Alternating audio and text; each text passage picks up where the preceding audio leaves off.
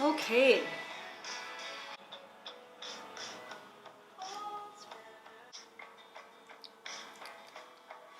Hello, Cinnamon Bun. Welcome to a witchy Q&A. Just to update you very briefly before we dive into the questions, because I know in my last video I was like, looks like I've got coronavirus. I'm doing okay. Right now, actually, I'm feeling a little bit woozy and strange, just like a little bit dizzy, which I think is like really the only kind of like residual symptom that I'm seeing. Everything else is pretty much cleared up and I'm pretty much back to normal. I don't know what day I'm on since like day one of symptoms, maybe like 11 or 12 now or something. But yeah, I'm feeling a lot better than I did.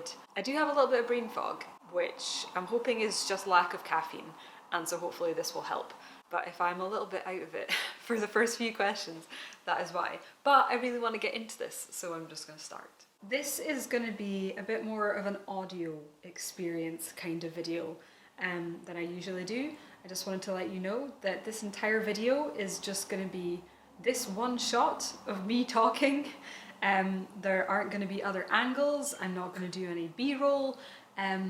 This is it. So other than occasionally holding up a couple of objects that I'm going to end up talking about during this video to camera to show you those, you could probably just listen to this in headphones and kind of enjoy it almost like a podcast. So there was quite a lot of overlap with a lot of the questions that I got. So I've tried to kind of break them into categories so that I can kind of answer them all together. So a couple of people asked about my kind of like everyday practice. Like Dara V asked, do you have any daily rituals or practices? Shannon asked, how do you put witchcraft into your everyday life? Jessica asked, what do you like the most about your practice, and do you incorporate witchcraft in every aspect of your life? So I know there's kind of a bunch of different stuff in there, but a lot of that comes back to how often do I practice? Do I practice on a daily basis? Do I celebrate Sabbats and stuff like that? So I don't have like any strict rules with myself that I need to do, you know, a particular practice or a particular ritual or whatever every day. In terms of the stuff that I do often, or like most days, or you know, at least once a week, that kind of thing, probably the biggest thing actually is my housework rituals. So I've made a shift, I guess, in the last kind of 6 months maybe, towards house and home and hearth focused with my practice.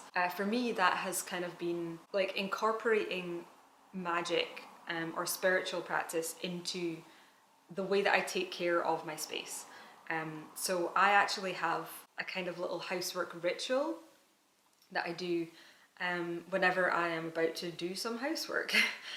So I will have little shrines or altars in a couple of places in my house which are dedicated to hearth magic and to the particular spirits and stuff that I work with in terms of house and home. And so whenever I'm going to do some housework, I basically like to I have an apron that I wear, which is a really simple, plain, kind of barista style apron. I light a candle and I burn some incense, and that's me kind of like activating, like we're now in house magic mode, and I will do that before I do just a stint of housework. So, you know, doing dishes or laundry or just cleaning and tidying up and stuff. That's something that I find very helpful because I'm not a person who enjoys that stuff. And so adding a bit of magic to it has really helped me see it more as like self-care and to enjoy it more. Yeah, so that's one thing that I don't do every single day, but I do in the everyday. Another kind of small thing that I've not been doing as much recently, but I did go through a phase of doing really regularly, is just doing a simple coffee spell first thing in the morning.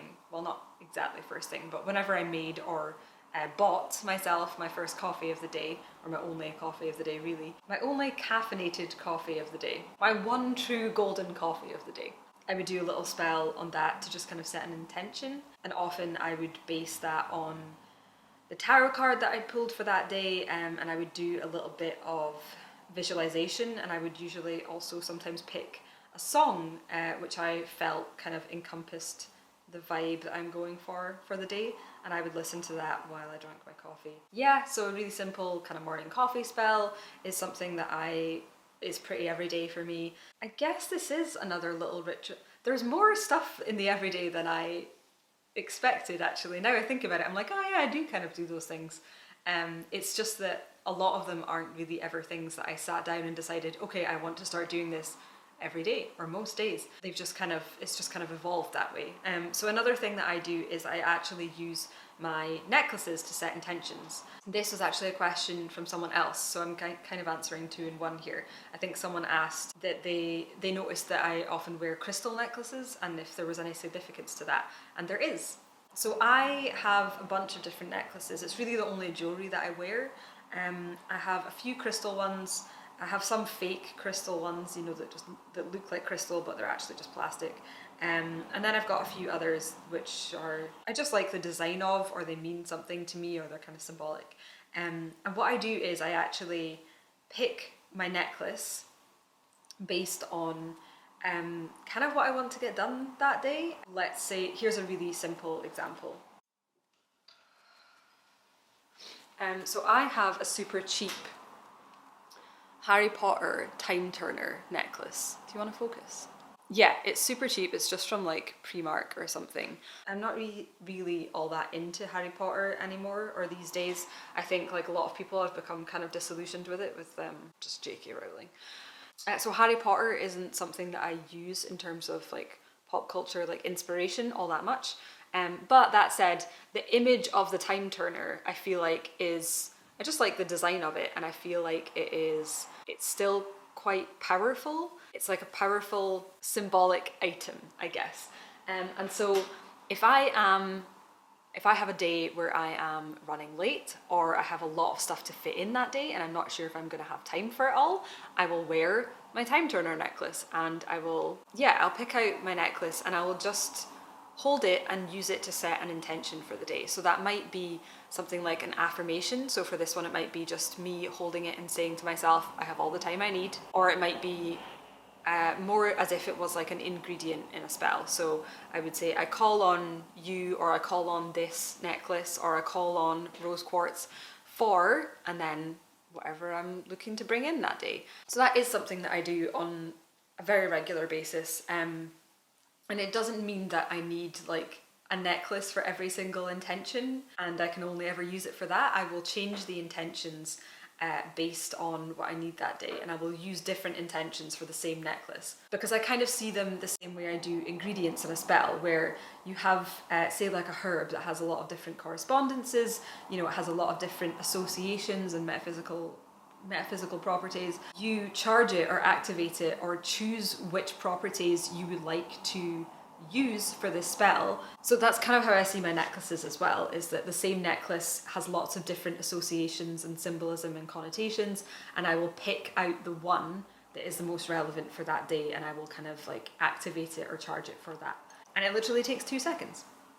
So I guess, actually, I think someone else asked about ideas for low maintenance witchcraft at the moment, and that is something that I would recommend, is that using your jewelry, or I mean, I guess you could do the exact same thing with your clothes and stuff, like just an object that you're going to be wearing or using a lot that day, and just picking it out with intention for what you want to get done that day. So I'll pick different things depending on if I am writing that day, or like I said, if I'm running late, or if I have a lot of things that I need to squeeze into like a small amount of time, or if I really want to focus on, you know, maybe I'm not feeling great and I want to focus on taking care of myself that day, so I'll pick rose quartz for my necklace. Or it might be that I'm making a video and I want my brain to be really clear and I want to be articulate, and so I might choose amethyst for that, for like insight and mental clarity and stuff like that. That's a very long way of answering this question, but there are a bunch of different versions of it, so I'm not going to beat myself up about it. Tarot, that's an easy one. Okay, so I had a couple of questions about tarot. Gilberto just asked, do you read tarot cards as well? And Jessica asked, what's your favourite tarot card? Meaning, which card do you look forward to seeing, or are you happy to see when you pull it? If you don't do tarot, what kind, if any, divination tools do you use? Yes, I do read tarot, basically just for myself. Yeah, I don't consider myself particularly knowledgeable about it, to be honest. To be honest, I read really intuitively, which is a method that I got from the book Everyday Tarot by Biddy Tarot, Bridget something, which is just to pull a card and to just interpret it based on looking at it and interpreting it like without checking a book first. And just seeing what kind of images and messages come to mind from your own subconscious just based on that image. And so that is how I usually read. I will just interpret it entirely intuitively by myself, and then sometimes if I want to go a little bit deeper or explore like alternate meanings and stuff, then I will go and check a book or check an app or something, and kind of flesh out my interpretation that way. I really have very few decks. I think I've only got 2 tarot decks. So one would be the Golden Thread, which is this one, which is my absolute bread and butter. I've got the Kawaii Tarot, which I actually got first, but it is, the graphic style is just pips instead of like more illustrative with figures and stuff. And so there's not a lot of like visual stuff to actually interpret if you're reading intuitively, or if you're kind of new to tarot and you don't really know the meanings that well. So I find the Golden Thread a lot better for that. I also have a couple Lenormand decks, which I actually started reading really before tarot. I've got so this is by Labyrinthos, which is an app and tarot company that I absolutely adore, and they also did the 2 Lenormand decks that I have. So I've got the Golden Thread Lenormand, so it's like a kind of sister set to this one, in the black and gold, and I've also got the 7th Sphere, which is a kind of like icy geometric graphical kind of, it's really beautiful. That's the first deck that I ever got. Okay, my favourite tarot card. I'm not going to say this is my absolute favourite. This was the first thing that came to mind, and so I will show you. Oh, this is actually another favourite. Oh, I do love a High Priestess. I mean, there are so many cards that I really love, or that really feel exciting when you draw them. Here it is. Okay, but I think this one's a little bit more interesting. This is the 7 of Swords in the Golden Thread Tarot. I actually went through a phase where I really didn't like this card because I kept pulling it and I kept checking. I think this was before I started reading intuitively, and I was still just, every time I drew a card I would check the Golden Thread app, and then also a book or 2 that I had, and read the meanings there and then try to interpret it based on that. And I kept getting this card, and the traditional meaning for this card is all about like deceit and betrayal and being sneaky, and I think the idea like on the front of this is meant to be that this fox is stealing a sword, and that was like a real bummer for me, and I kept drawing this card. And then eventually, I think it was when I started reading intuitively, that there was one time where I drew this card and I was like focusing more on the idea of the fox, like the symbol or the archetype of the fox, and it made me think of Fantastic Mr. Fox, which was one of my favourite books as a kid. I still think it's brilliant, and I also really love the movie as well. And that just made me like, oh, it doesn't need to be this evil thing, or this like, this unethical kind of like horrible, like betrayal, stealing, deceit kind of thing. It can be almost more like a Robin Hood type of thing. And so now this card to me just always means Mr. Fox. And that, and all the connotations that go around with that, which is like being cunning and being crafty, but in a joyous, kind of heroic way. Yeah, and taking joy in outsmarting enemies, not just like screwing over good people, if that makes sense. So now whenever I get this card, it's an invitation to get crafty and be cunning and enjoy clever solutions to things. It's now a super positive card for me. It always makes me happy when it comes up. If I ever draw this for like my card of the day, then I like to listen to some of the soundtrack from Fantastic Mr. Fox while I have my coffee and just really get into that whole vibe. What's that song called? There's like some of the score from that movie, and I think it's called The Fox in the Fields, which is a really sweet, just kind of instrumental piece. But they also use Street Fighting Man by the Rolling Stones in that movie, and now I associate it with this card and with Fantastic Mr. Fox. So I'll sometimes listen to that as well. This is a really fun question, so I'm going to give another answer. Another of my favourite cards is the Two of Pentacles. Focus, my dear. I think it was a Kellyanne Maddox video where she drew this card, and I can't remember exactly how she described it, but she described it in this way that I just thought was, that really resonated, I guess, where she talked about, I think it was, how gracefully can you dance across the ballroom of chaos? Yeah, the idea of like, how can you like roll with the punches? How can you, you know, even if everything is super chaotic and things are going wrong, and how can you adapt? How can you nimbly kind of dance around all of that? And you know what it made me think of? It made me think of Spider-Man. It made me think of all of those shots in Spider-Man where he's just like moving through the city, and he'll be moving through traffic, you know, like swinging on a web and just like weaving in and out cars and trucks, and like flying into the air and then soaring back down again. And the reflexes, you know, like these quick reactions to kind of dance around sources of danger or just general chaos. It just made me think of Spider-Man, and as you guys know, I love me some Spider-Man. So now to me this is the Spider-Man card. It also made me think of Into the Spider-Verse and the idea of the leap of faith and figuring out how to catch yourself as you're falling, kind of on the way down. That to me is all kind of encompassed in this card. And so yeah, that's one that means a lot to me. So basically the ones that I can connect deeply with pop culture often end up being my favourite tarot cards. I think I'm starting to feel more awake now, so that's nice. Caffeine is beginning to hit me, so I think we're going to get into some of the belief system questions. There were a bunch of questions about my beliefs about magic and witchcraft and how it all works, but there was also a lot of questions about getting started and how I got started. And I think that answering the how I got started stuff is actually going to help me answer the belief stuff. So I'm going to start there. I'm going to start with getting started.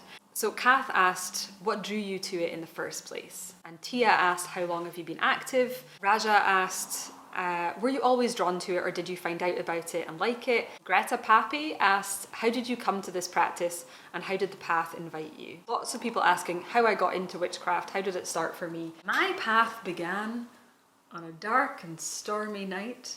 No, I'm kidding. So I believe it was 2009 actually. My first year of university, where I started to become interested in spirituality, and I had some, I guess what you would call spiritual experiences, as weird as that sounds.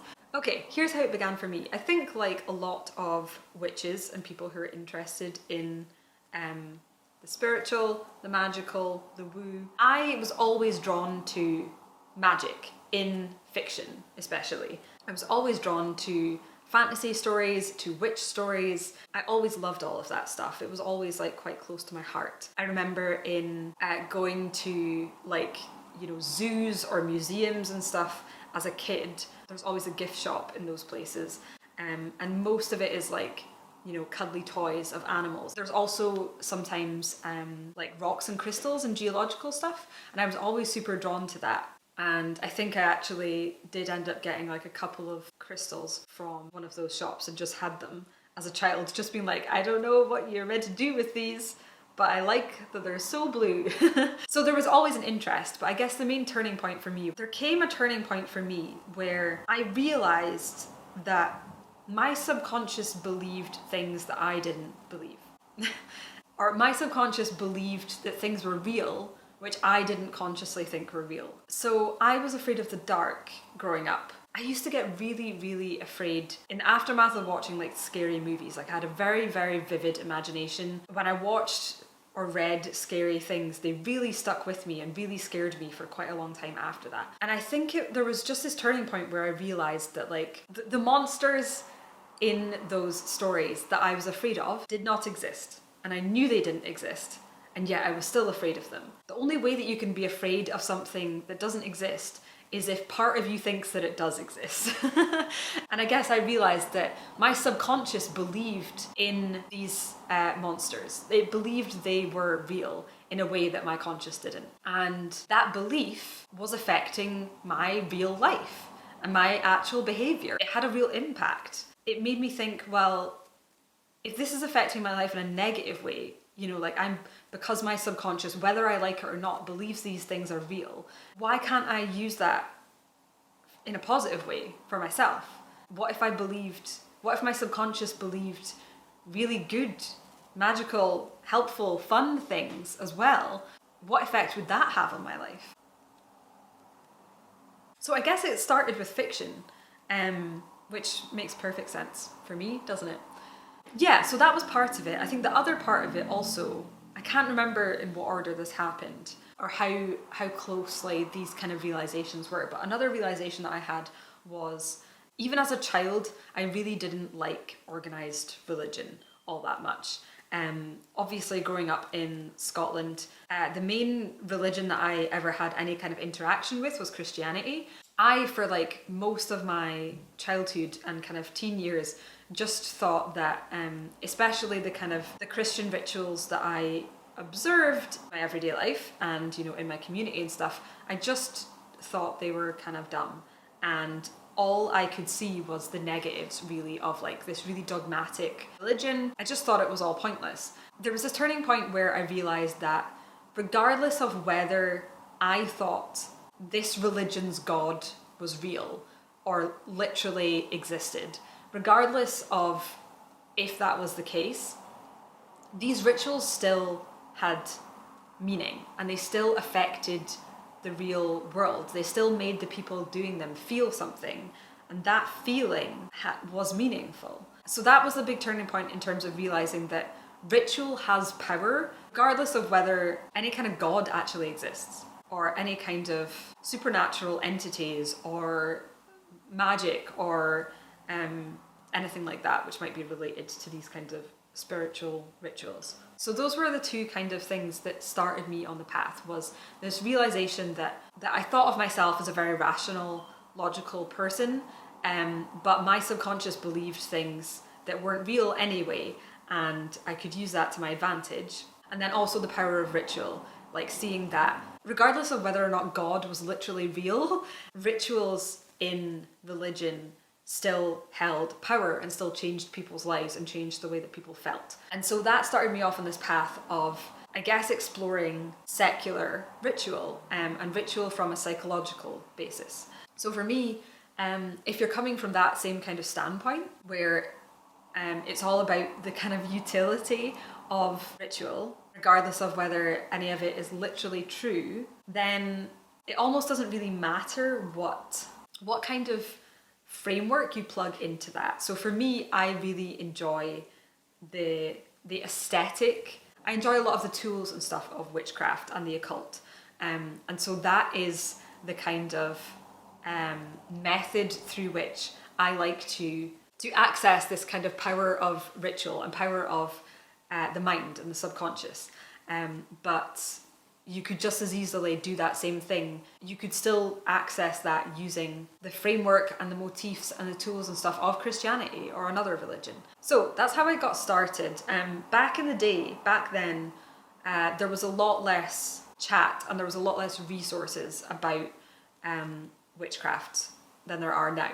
And so basically everything that you would come across back then was usually Wiccan and usually polytheistic, and was very much, again, about that like traditional literal belief in the concepts and the entities and stuff that you were talking about. And I considered myself back then a pantheist. I knew that I didn't believe in any kind of personified God. Back then, I felt completely alone in that. And I really searched for, evidence or resources or chat from other people who were coming at witchcraft or Wicca or the occult from this same kind of psychological standpoint. But I really couldn't find all that much back then. I basically couldn't find anything. And because I felt completely alone in that, it felt like I was trying to bend this framework in a way that I wasn't really meant to be, or I wasn't really allowed to. That's kind of why I fell away from it for a bunch of years. So yeah, my return to witchcraft actually came, can't remember when it was now, it was a few years ago, with the book Basic Witches. It's just a really small, simple kind of modern spell book, but it's very secular. And that was the first time I'd come across a secular book on witchcraft, and it totally just reignited my passion for all of it. And it showed me that there are other people that are coming from it, from the same kind of, from a similar stance that I was. And from there, the rest is history. And I just got super into it again. And I discovered all sorts of cool witches and magical people whose views actually align a lot more with mine than I ever thought I'd find. And I also realised that I could pull away from Wicca and do my own brand of witchcraft, which wasn't kind of tied to that specific religion. So I'm probably going to have to edit that down quite a lot, but that's my kind of roundabout, that's how I got started. I'm going to come back to the belief questions, but I'm going to give myself a little break by doing a bit of a lighter one in between. Jack asks, 3 words that best describe your craft. That is difficult. I'm going to say, okay, I'm going to try and not overthink it. The first things that come to mind are fun, powerful, what's the third? Practical. Fun, powerful, practical. That's it. So Kate asks, what are the tools that you find most essential to your practice? There's different meanings of the word tool, obviously. There's physical tools, so the actual objects that we use. And then there are other things that I would consider to be tools, which are more like, techniques, I guess, or like practices. I'm not sure which one Kate means, but I'm going to focus on the physical object kind of tools just for this question. So tools that I find most essential to my practice. Stuff that I use all the time in terms of physical tools. Pen and paper, that's a huge one for me. To be honest, sometimes like there's parts of my like journaling process, like my bullet journal and stuff, which I consider to be spiritual. But I also keep like a witch journal, I guess. I'm calling it that because I think it's a lot more casual than a grimoire. When I say grimoire, I think of like something that's very curated. That's really helpful for me, just being able to make notes of ideas of rituals or spells or topics that I want to get into a bit more. And also being able to write things down as a magical act in itself as well. So there are things like scripting, but I also like to do release work where I'll just like write something on a piece of paper and then burn it to release that thing. So pen and paper is a huge one for me in terms of physical tools. The other kind of top ones I think would be candles. I need a steady stream of candles at all times. I like them just because they feel cozy and magical to just have a candle burning. But I also use candles to, I guess it's like almost like an on-off switch for rituals and spells or altars and shrines and stuff. Where having a dedicated candle for something means that when I light the candle, I am turning it on. And when I blow out the candle, I'm turning it off. And having that really physical, visual representation that something is either active or inactive is really, really helpful for me. I've also been told by my therapist, according to one particular kind of personality framework that he uses, that personality-wise I am a fire person. And I feel like it explains a lot about how much I just love to burn stuff. I love to burn stuff. I just like fire. So candles are a big one. The other thing is like things that smell nice. So incense and herb bundles, like to burn. Probably incense more than the herb bundles, to be honest. Incense is so key for me in terms of just creating like a vibe, and like smell obviously is such a powerful sensation and a powerful tool in terms of our mental state. Smell can change your mental state really easily. And since I am interested in the psychology and affecting my own mind, using smell is a really big part of my practice. So I have a whole collection of incense, and I will use different ones for Like if I'm doing my housework ritual, for instance, and I want to create this cozy kind of hearth kind of vibe, I'll use like a nice, rich, kind of spicy incense, like a masala incense, or I'll use different ones for different correspondences and stuff. If I'm doing something working to do with like money, then I'll use like a basil incense, or I've got a good fortune one and stuff. Candles, incense, pen and paper. So I guess my cauldron is probably a big one. This is my cauldron. It's actually an old candle holder. It's just this little concrete thing. It's full of matches and ashes. I think this might have actually been from Lidl, which is wild. And there was a candle in it and I burned it all the way down, and then I just scraped out the metal bit in the bottom, and I just use this as my cauldron to burn stuff in. Having like a place to burn incense, to put like matches that I've just used, but also to do release work, I find is something that I come back to again and again. I'm a big fan of a very simple release spell, where you're literally just, writing what it is that you want to release down on a piece of paper, whether it's like a particular thought that keeps coming up, or a habit, or you're having to let go of even a person or an object that you're finding it really difficult to get rid of, but you need to get rid of it. Yeah, just being able to write that on a piece of paper and burn it in the cauldron and kind of release it that way is really good. I guess the last thing would be, and if you watched my moving vlog and watched the part where I'm going through all my altar stuff, you'll know this, would be like vessels, and like containers and trays. I know a lot of people, or a lot of witches, are really into like jar spells, where you put all the ingredients of the spell in a jar and then seal it. I'm not super into that, or I've not really done, I don't think I've ever made a jar spell, actually. I really love a tray for a spell, like in my Bright Ideas spell video, if you watch that. I really love having like a tray where I can like really nicely display the objects of the spell and have a piece of paper under it and have space for a candle and some incense and stuff. So trays actually are a big one for me. Yeah, I think that's it for tools. For physical tools at least. I guess I should say also my tarot deck. I do use that quite a lot as well. And maybe essential oils as well. That kind of fits under the nice smells thing. Okay, I'm gonna wrap it up there. Thanks for hanging around and listening to me ramble on about some witchy stuff.